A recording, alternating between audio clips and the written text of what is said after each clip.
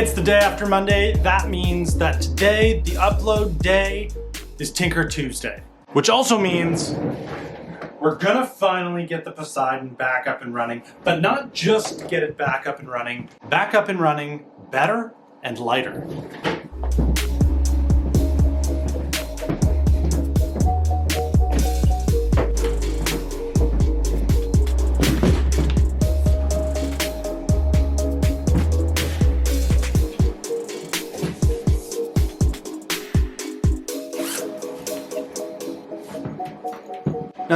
Now there's two things I want to keep in mind while I'm doing this, and it's that I'm not fully concentrating on lightness alone.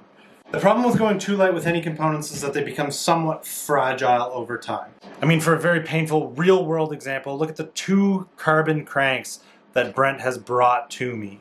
Each of them had the threaded aluminum insert for the pedal come delaminated from the rest of the crank, rendering it useless. Not usable, not fixable. I'm not interested in that. I don't need to go that light to have those kind of problems. What I'm talking about here are upgrading the parts that obviously had to be spec'd on the $600 gravel bike so that it could stay at that price point. For example, these cranks, the seat post and saddle, and just to be extra nitpicky, the dust cap for the headset. I mean, that to be like a little bit ridiculous. Now keep in mind that in the past I did do some upgrades already. I swapped out from the Shimano 8-speed Claris drivetrain to a SRAM Apex 2x10 drivetrain. I also swapped out the set of stock wheels for a set of Shimano SLX hubs that are laced to Velocity Blunt SS's. At the time I did not take into consideration that I might like to know what the initial weight was versus what it ended up being, but today will still be a fun experiment. I do still have the wheels, so we'll compare the difference there. But the drivetrain's gone. Okay, actually, before we do really get into it, here are the things that are changing. Crankset and bottom bracket. I have it very much in my head that the crankset that is spec'd on the Poseidon X probably weighs an absolute ton. And I'll be very interested to see how it stacks up against the old trusty FSA Gossamer. Saddle, I don't know. I don't know if this will be lighter or heavier or about the same. Carbon seat post. So here's how this process is going to work. We will weigh it on this scale here. It's a Star Fritz. I'll link it to my Amazon store below. Please go purchase it. It really helps the channel. And then I think pretty obviously we'll weigh the new part versus it and subtract the difference. And we'll quickly find out if this exercise is worth it or not.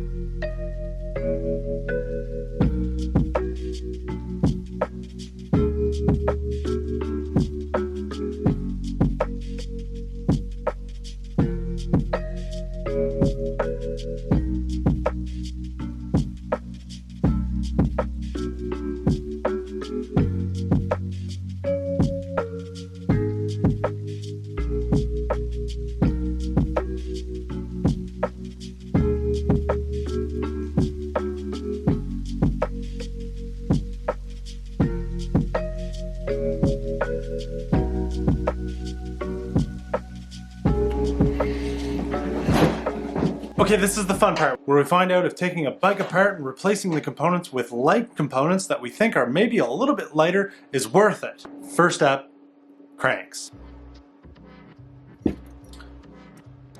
1,071 grams. And the Gossamer, 839 grams. The second biggest change that I'm expecting is the 2 seats and seat posts, going from a very padded saddle with an aluminum seat post to a far less padded saddle with a carbon seat post. I'm gonna assume is gonna make a big difference. 514 grams. Not a big difference. 498 grams. I'm glad I didn't spend any money on this. The new one is 28 grams. The old is 31. That's almost more bang for your buck than the seat post. And then the headset dust cover. Old one, 12 grams. New one, 8. Now, last but not least, I have to compare the new wheel versus the old and just really see what kind of difference it made. 1,907 grams for just the rear wheel. The one that's been on the bike for the last forever. 1,756. 1,952. What? Two. New front wheel. 1,588 grams. Okay, here are all the weights. Let's add them all together and find out what the difference is. So, in the end, the old parts that came off the bike equaled 5,487 grams, while the new parts that were going on added up to 4,717 grams. That's a difference of 770 grams, which works out to, I believe, which equals out to 1 pound, 11 ounces. So if you take into consideration the swap out of the drivetrain and the different handlebars and stem, we're flirting with that like 2 pound weight savings mark.